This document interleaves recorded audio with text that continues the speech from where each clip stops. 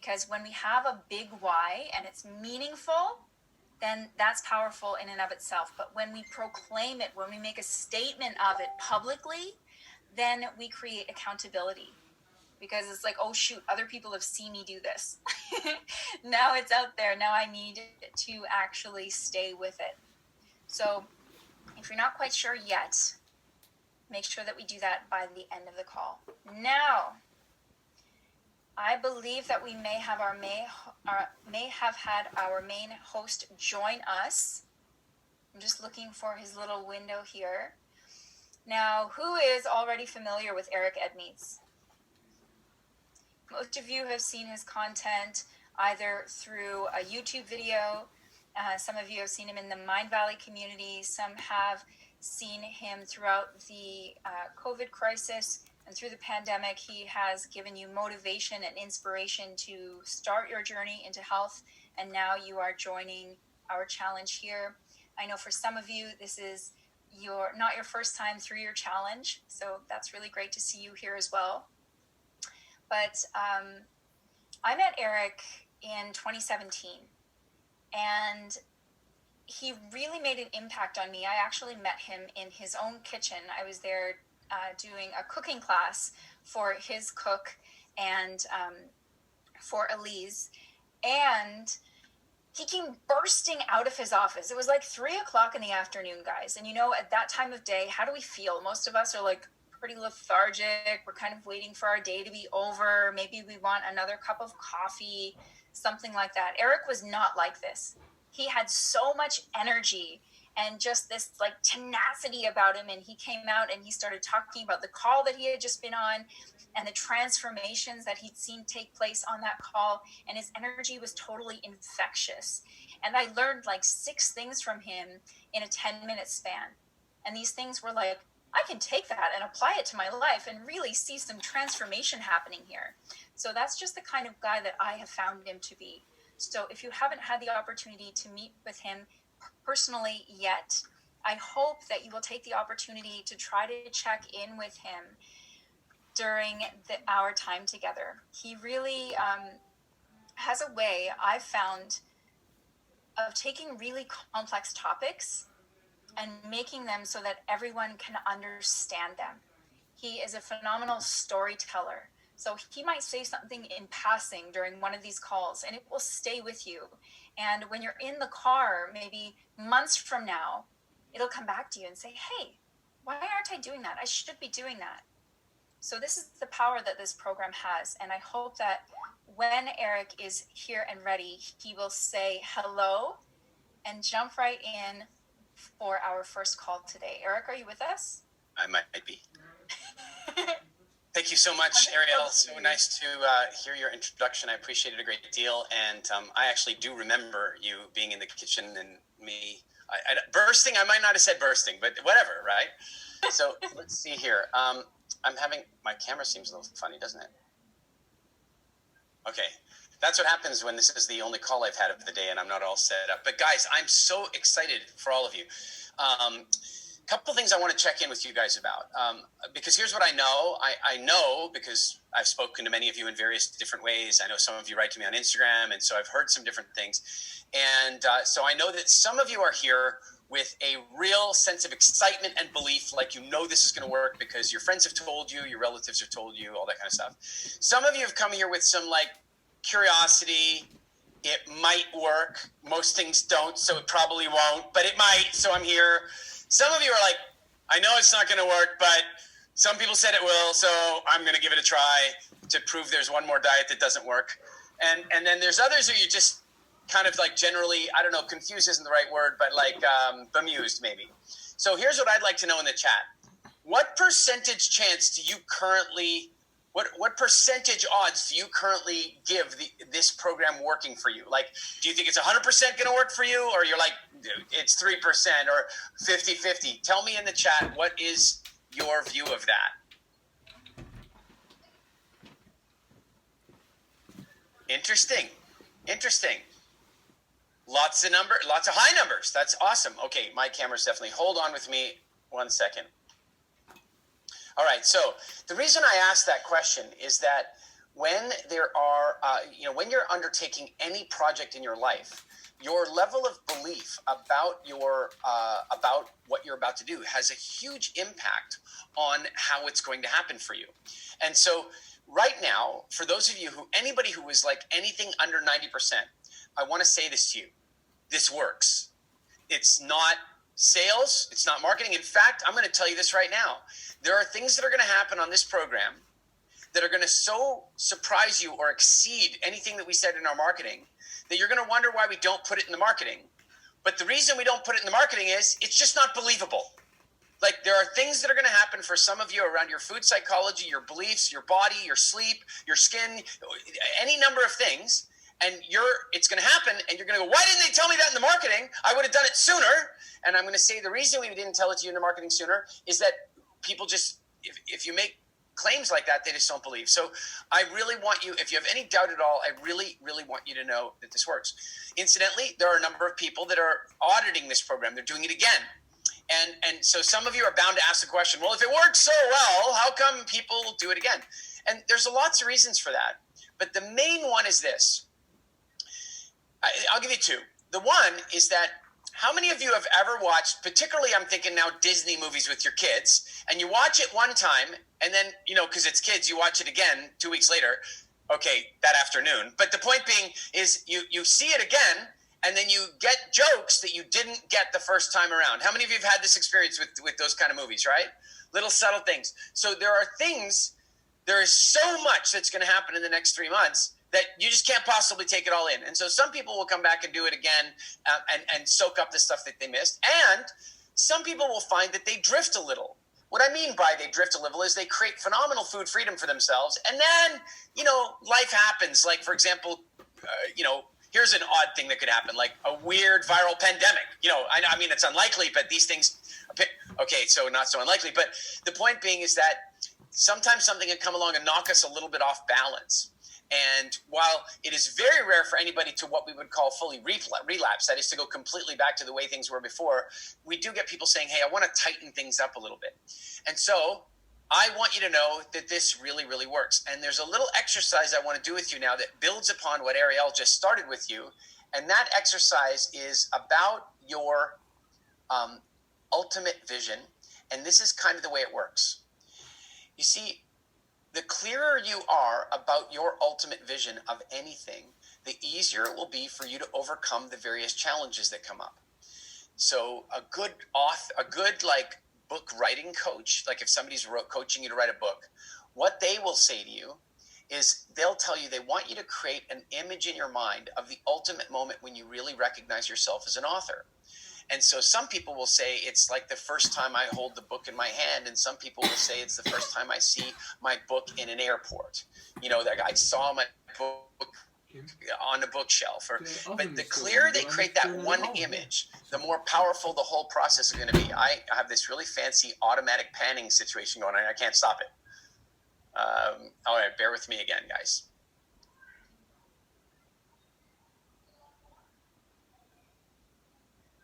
All right, I think I solved it. So here's what I want you to think about. There's two universes that you have the choice of living in right now. There's the universe where you turn the things around that you really want to turn around. And then there's the universe where maybe you don't. And we've all had these moments where how many of you have ever made a decision to turn around your health? You've made a decision to go on a diet. You've made a decision. And then within somewhere between hours, days, and weeks, that decision has gone away. Who's ever been there? Yeah. It happens all the time. And there's all kinds of reasons for that. So what I want to do right now is I want to take a look at recognizing that the clearer your vision is about what it is you want to achieve, the easier it will be for you to overcome any challenges that come up, any temptations, any cravings that, sometimes as one is letting go of a craving, it'll come up really fiercely right before it goes away. It's just like, it'll come up really strongly. And it's like a death rattle. It's like on its way out the door and it's trying to save itself. So Martin Luther King, he had all kinds of visions for, call it equality and civil liberty and so forth. But if you listen very carefully, especially in his dream speech, I have a dream speech, you'll hear him describe something like a tableau of his success. He in that speech, he talks about seeing little white children and little black children playing on the streets together. And that was this moment that would show him that there was hope, that would show him that this all could work. And so my question is, what is that moment for you? And so I'm going to give you some that have come up over the last couple of weeks as I've started working on this with people in the last couple of months. One client said he got this strong image because, you see, he put on all this weight and he no longer felt comfortable to play on the floor with his kids because he couldn't get back up again. And so the image for him was the ability to get back up and play with his kids. Can you see how that might be emotional? How many of you can see that create emotional response, right? Right. And then some of you, it's something else. You know, maybe it's something like more positive, or like what I mean by positive is it's like there's a big race you want to run, or you want to sleep better, or any number of these things. But it should be better than I just want things to be better. I've seen some, like actually one of you wrote one here earlier. Let me see if I can find it real quick. Here it is. Geraldine, I'm 23 years old and I was told by my doctor that I'm pre-diabetic. I'm looking to change my lifestyle completely. I need more energy. I feel sluggish all the time and I want to lose weight. Now, these are good goals. And any number of diet companies in the world would ask you what your goal was, and then you might give them this goal and so on. But Geraldine, what I want to do is I want to ask you for a moment. I want you to imagine a moment in time when you know you've arrived. I want you to imagine a moment in time where it happened for you. And for some of you, it'll be a number on the scale. I don't recommend that one, by the way, ever. You would be surprised how useless the number on the scale is in terms of determining your health, and you'll hear a lot about that over the next couple of months. But for some of you, it's like the guy who said, I can now like play with my kids on the floor. Or how about this? What if I just woke up with, I just have a picture of myself waking up in the morning with abounding energy, and I just have tons of energy. Now, the reason I want you all to think about that, and Geraldine, I want you to really think about yours. I want everything for you you've described, and I completely believe you can have it. We created the term post-diabetic because we had so many people turning their diabetes around that we didn't want them calling themselves pre-diabetic anymore when they were on the other side of diabetes. So I am completely here to tell you I believe that you will turn this whole thing around. What I want to know from you is, how will you know? How will you know in your bones that this worked? For every one of you, how will you know in your bones this worked? So take a minute right now, and I'd love to see some of them in the chat. I want you to describe, like, again, Martin Luther King describing a moment on the streets of a big city, little black kids and little white kids playing together seamlessly, right? That's a moment. So I want you to describe, what is a moment where you will know that your trajectory is different, where you will know you are on the right track, where you know that it's worked? What is some of that? What are some of those moments? I'm going to read through some of them here.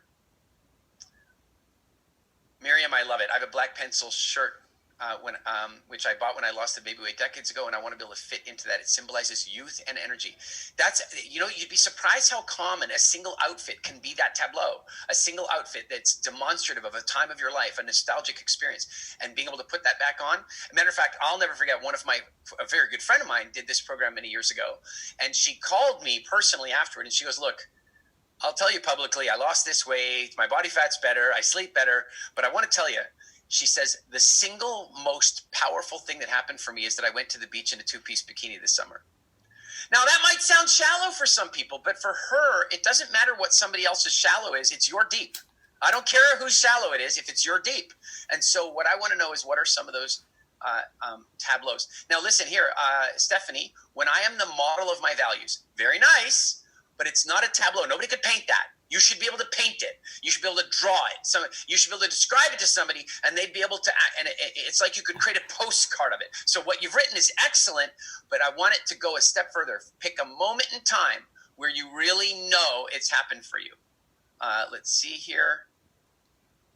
Okay, Michelle, same thing. You're saying, when I feel like I've grown younger. All right, I understand that goal, but I want you to create a tableau of that. So what would it look like? Describe a moment where you're living in that youngerness. What would you be doing differently? Would you be walking differently? Would you be playing differently? What kind of activities might you start doing that you had given up on, or restart, or what have you? I want it to go to a moment that can evoke an emotion in you. These goal statements don't evoke emotion. They're like, I kind of want to passively create this situation, and I want to reduce and lower these numbers. No, I want to be looking like this, feeling like this, doing like this in this moment. Okay, now, Sharmil, I love it. This is getting better, but I want to help you improve it even further. I'm doing this with all of you. I'm mentioning each individual person's one so you can refine yours. Sharmil says, not being embarrassed to see my doctor.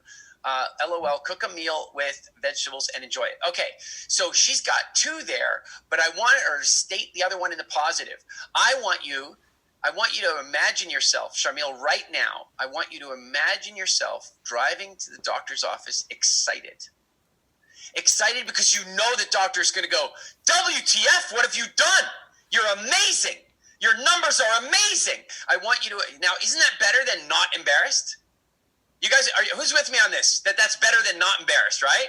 I'm excited to be going to the doctor's office and what have you. Jesper, I'm not sure looking like me is such a great goal. I think maybe you could create a slightly better tableau. Gray, I'm all gray, receding. You gotta pick your own thing, but cute, and thank you anyway. All right, let's see. Oh, Shelly, you're nailing it. You're nailing it. And some people might think it's shallow, but if it's yours deep, it doesn't matter. She says, laying on the beach in a bikini. And you can't tell the difference between me and my gorgeous friends in their late 30s and 40s. Exactly right. I love it. You guys can see it now. If she wanted to flesh it out even further, she could describe the beach towel, what beach it was at. The more clear you make that image, the more that image will be your true north. It will be your North Star. So on the days where this program's a little tough, you'll just get that image in your head and go, yeah, but it's going to be worth it because I know where I'm going. I'm going to just do one or two more here. All right, now Gail, you're on the right track. I'm 43. I haven't worn a pair of shorts since I was 16, even in summer. So what I get from that is that for you, it's like walking down the boulevard or the boardwalk or the beach in a nice pair of shorts and feeling good about it. Right? You see how I'm changing these guys. You've changed them into a positive image so that and by the way, some of you, you'll create that positive image, and there's a part of your mind, excuse me, I don't use profanity often, but I know that for some of you, you're going to create this image of you in that outfit or doing that thing, and a part of your mind is going to go, bullshit. I know, but that's okay. We're only on day one. And so we're going to slowly work through that and get to a place where instead of BS meaning BS, it's going to mean belief systems, and then we're going to change everything. All right, couple last things here. Nina, I love it. This is so, Nina, nailed it. Sledding with my kids fearlessly, right? Where you know you're flexible and you know you can sled and have a good time and walk up the hill and feel great. I love it. Gurley, I don't know if I'm pronouncing that right. Gurley, whatever it is, awesome. You see what she's done? She's put it in a time and place, right? Standing under a waterfall, feeling confident in my bikini, smile. You can just see it. The more you can see it, the more you can feel it, the more you can hear the birds and the trees around you, the more real the whole thing will become, and then the more solidly this true north will hold you on track. Is everybody clear? Okay, good. You guys have done really well at this and improved them each step of the way. Let's see here. Yes, Aisha, I like that one as well. Aisha, attach it to her profession. I could keep going through but you guys are rocking it. It's awesome. Now we're gonna do something else, and this is a little harder. This one.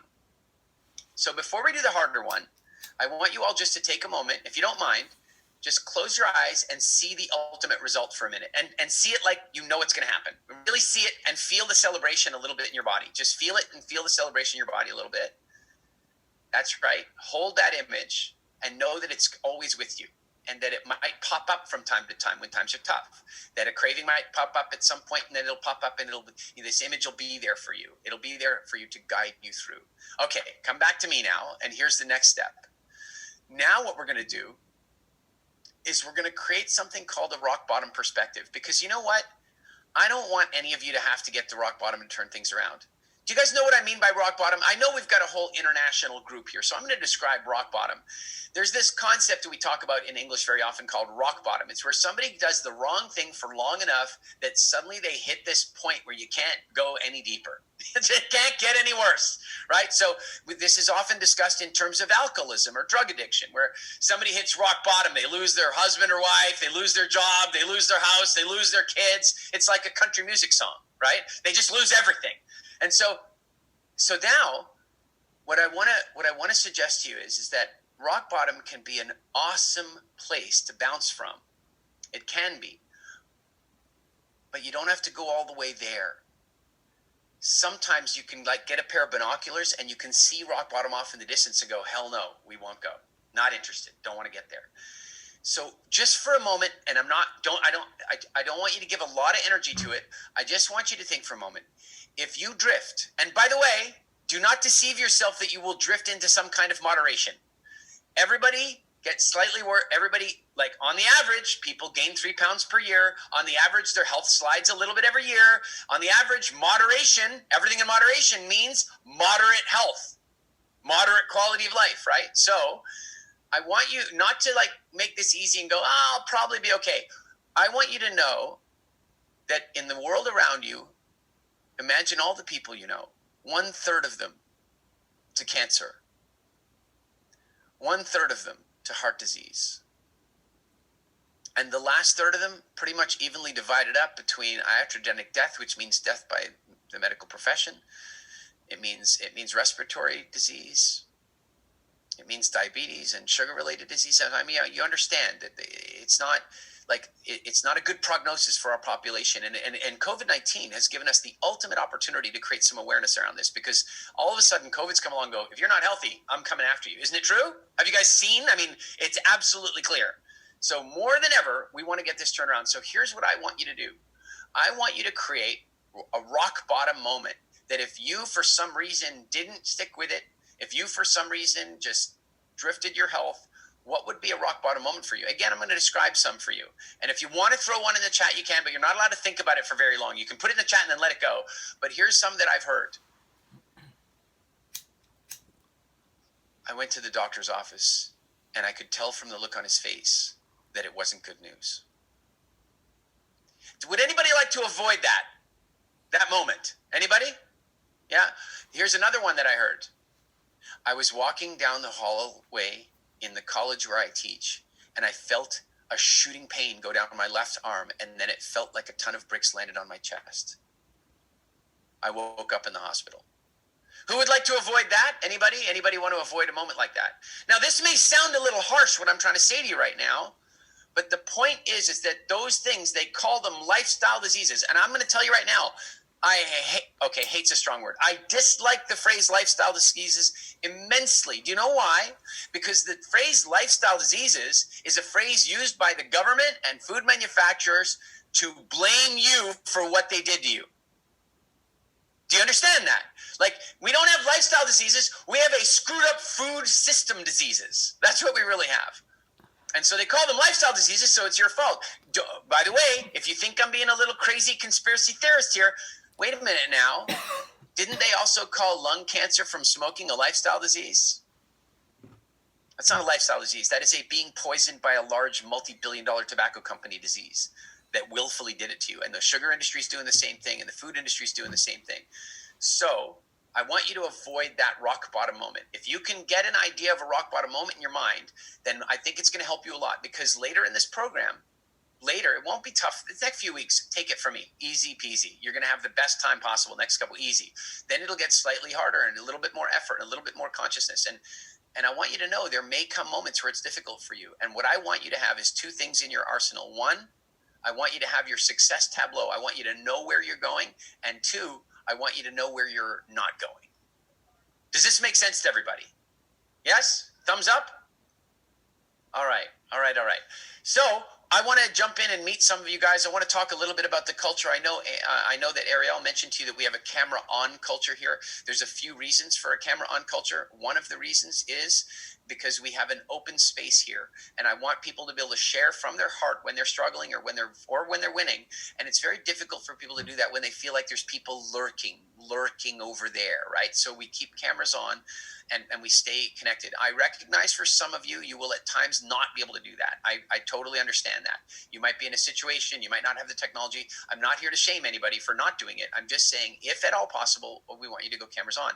Now, the next thing is that when we do shares, there are a couple of different, wow, I'm sorry, I got distracted by some of your rock bottom stuff, compelling stuff. Compelling stuff, really, really good stuff. In fact, if you guys want to do a little bonus exercise, here's what you do.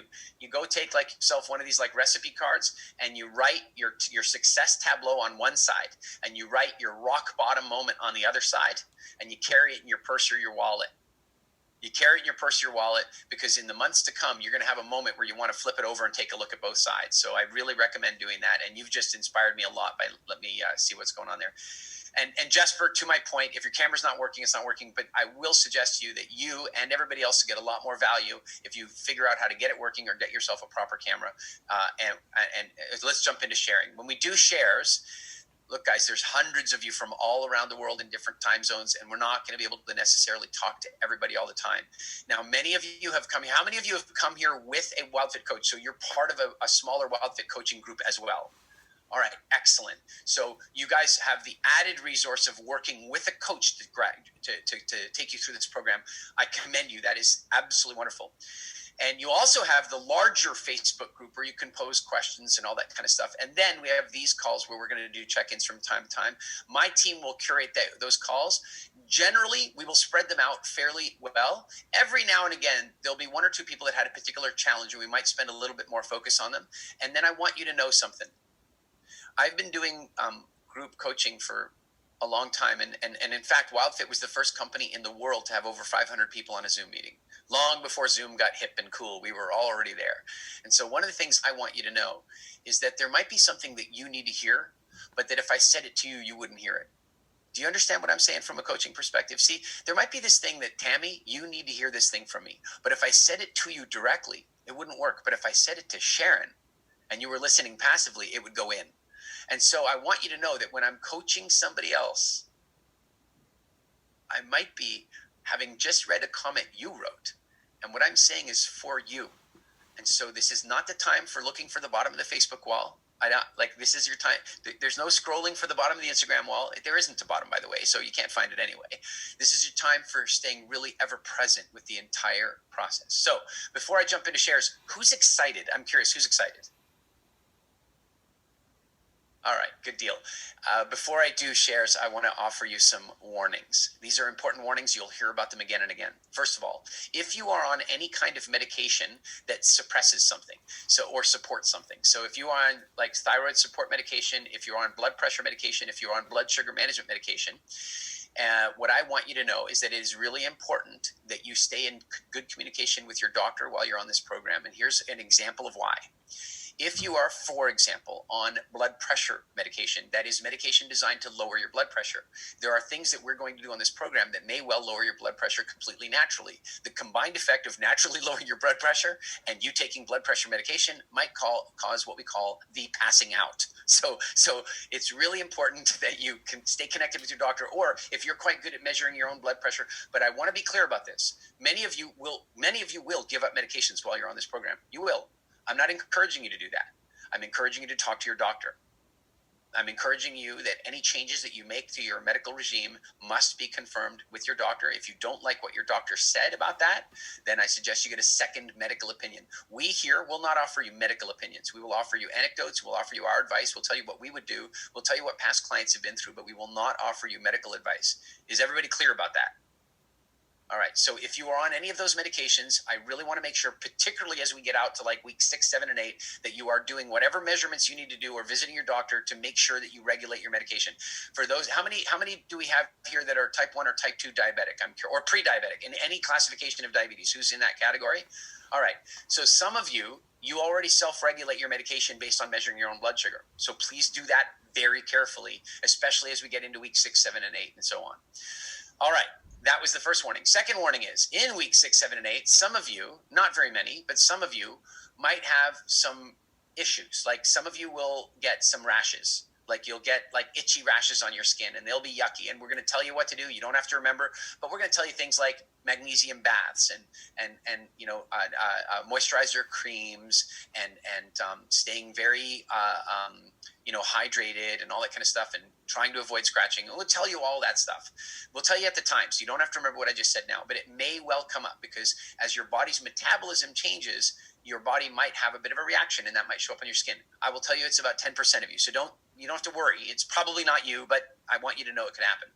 Another thing that could happen is some of you might end up with flu or cold symptoms. Now, the weird thing about that is in the past, nobody really cared. Oh, I got some flu. These days, oh, I have flu or cold symptoms. I might have the COVID. And so I want you to know that it's quite normal for about 10% of people to get some flu or cold symptoms as they go through weeks 6, 7, and 8. It's not a big deal.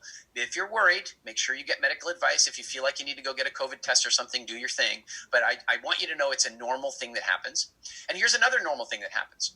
Your metabolism and your energy management of your body will change as we get into weeks 5, 6, 7, 8.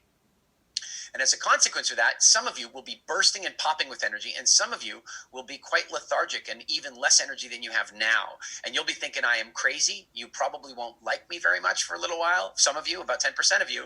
And I just want you to know it passes. It passes. Now, one last warning is any of you that are in that sort of menopausal range, particularly if you're in that 12-month range where, say, for example, your menstruation has stopped, I want you to know now there's a really good chance it's going to restart. And I'm just telling you that now so you're not mad at me when it happens. Or, well, maybe you'll still be mad at me. But I do want you to know that it's incredibly common if a woman is in that first 12 months after it stops, that when they go on this program, something changes their hormones and it very often restarts. And this is, I just want you to know that it's there. So, and by the way, guys, I'm telling you all these things now so that you don't see them as obstacles when they come up, so that you see them as evidence that we know what we're doing, so that you see them as evidence that there's progress being made. Does that all make sense to you? All right, so Angela, who, by the way, check it out, Joe Unicorn Coach. I hated Eric for a few weeks when I did my first challenge. I'm willing to put up with that. I'm okay with that. I will tell you, any of you who do any coaching work, I've learned something really fascinating. To be a really, truly effective coach, mentor, or catalyst of transformation for people, you have to be willing to be not nice in the moment so you can be nice in the future. And that means, and it's really important that it comes up because you might find, hold on one second, important break here, hold on. Yes, come here, sweetie. Okay, you go ahead. Call me. I will come. I'll come. 4-year-old, very cute. You might get to meet her later, maybe. She makes cameo appearances. When you might find that when I am doing one-on-one coaching with somebody that I might say something that in your mind you think is harsh, overly direct, politically incorrect. You might think that. But I really want you to know I know what I'm doing, and that if you talk to the person that I'm talking to, they will generally tell you that I said exactly what needed to be said at exactly the right moment. So please trust me. And Ariel. Ariel was already intuitively good at this stuff and has been very, very well trained by us as well. And so you guys are in great hands. So Angela, with that said, can you please help me out here? And yes, you have Miss Janelle.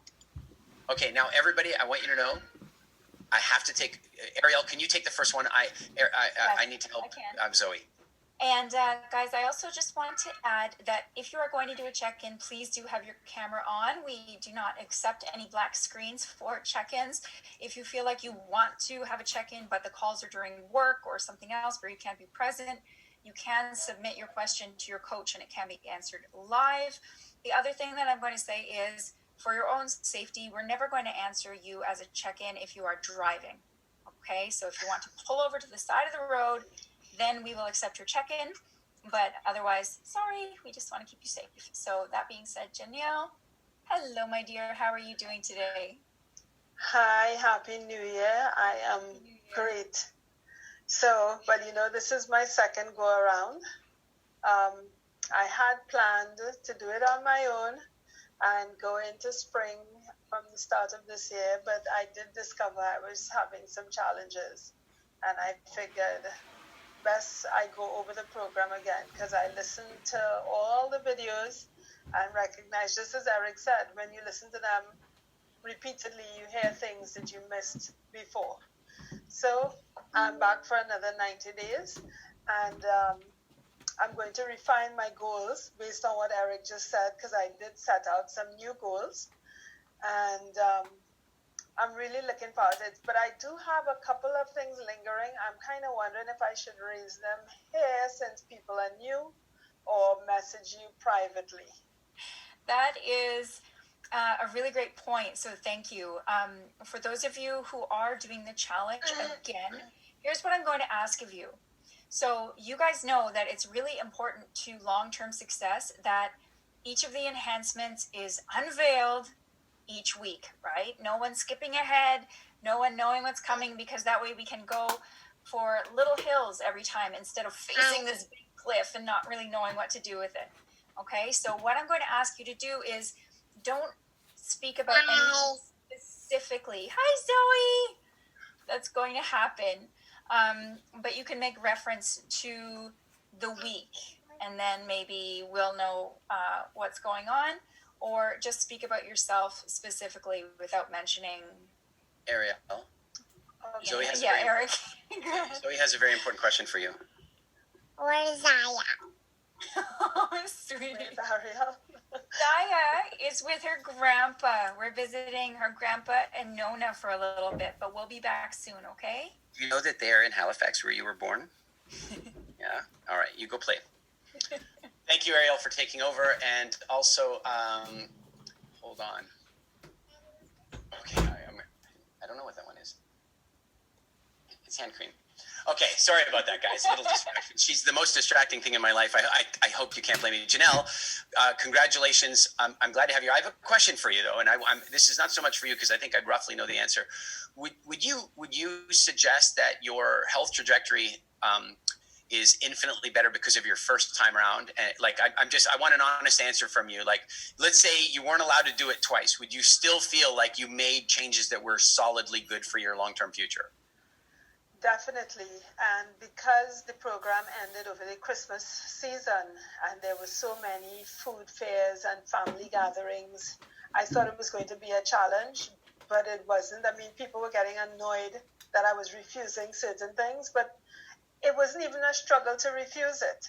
And the one or two times that I experimented, like I experimented yesterday and had to take an antihistamine, and I am paying for it today. So we know that experiment is not going to happen anytime in the foreseeable future. Janelle, thank you guys so much. But not intentionally. Thank you so much. Everybody, listen to remember I said before, like there's some stuff that if we put it in the marketing, can you imagine if we put in the marketing, you'll be able to go through the whole holiday season and just turn stuff down easily and not have any regret. Who would have, if you saw that in our marketing, who would completely disbelieve that as a claim? Anybody? Like there's no, you can't. The fact is it's going to happen. And for you guys, it'll probably, for many of you who have a chocolate or Easter relationship, you're going to have a very different Easter this year. I'm telling you, not because you won't be allowed to have chocolate, but because you'll have a conscious relationship with chocolate, which is a very different thing.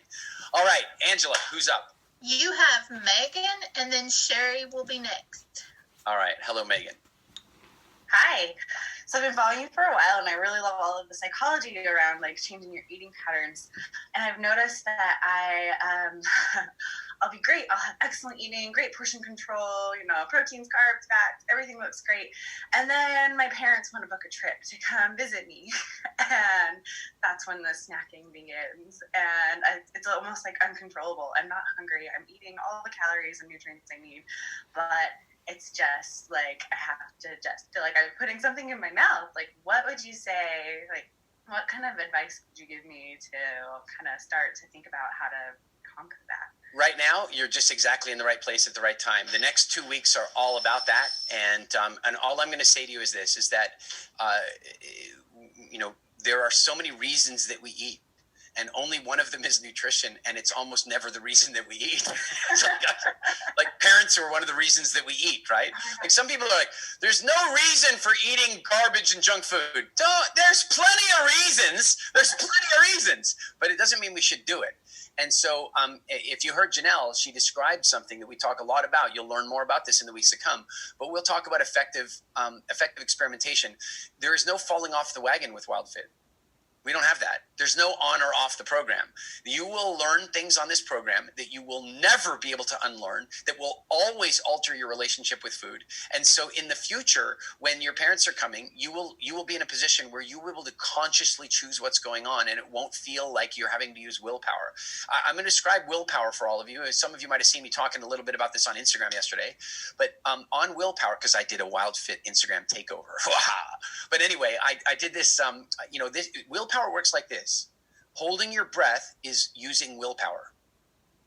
right? Like if you hold your breath, you're using willpower to not breathe. But eventually your body will override the willpower and force you to breathe. You cannot hold your breath to death. Because if you could, don't you think a few people, like there are a few people who decide that it's over? Like you would think if they wanted to kill themselves, they just, okay, I'm done. But they can't. Even if they want to die, they can't. In fact, it's so strong that if you are underwater and you hold your breath, your body will still force you to breathe. Isn't it true? Even though there's water. So the same thing happens when we try to use willpower to not eat something. The body, and in Megan's case, her parents come along and her body goes, okay, the parental units are coming. I need extra energy or something. I got to eat this. I got to eat that. I got to prepare. I got to prepare for Armageddon, whatever the thing is, right? And so then in that moment, in the normal world of diets, she will be falling off the wagon and she will not pick herself up and get back on the wagon until the next diet comes along, right? In this situation, what Megan's going to learn is conscious decision making about it. And it's awesome because even now having this conversation, and especially with the videos of the next 2 weeks, you guys are all going to notice something fantastic about yourselves. You all have some sort of strange multiple personality disorder. Now, I'm sorry to say that to you here in public. I outed you in front of everybody, but let me just prove it to you. How many of you have ever found yourself in a situation where you've made a decision to not eat insert blank? Donuts, pizza, ice cream, chocolate, whatever it was, and then somebody came along and offered you some for free, and then you were like, but it's for free. Has anybody had this? Anybody? Right. So there's a part of you that's going, well, we said we weren't going to have that anymore. Yeah, but it's for free. That shows you have two personalities. And over the next couple of weeks, those two personalities are going to get to know each other incredibly well. And so, Megan, you are absolutely going to solve that. And you're going to notice it even over the next couple of days that it begins to change. It's awesome. Good stuff. All right, who's next? You have Sherry. Hello, Sherry.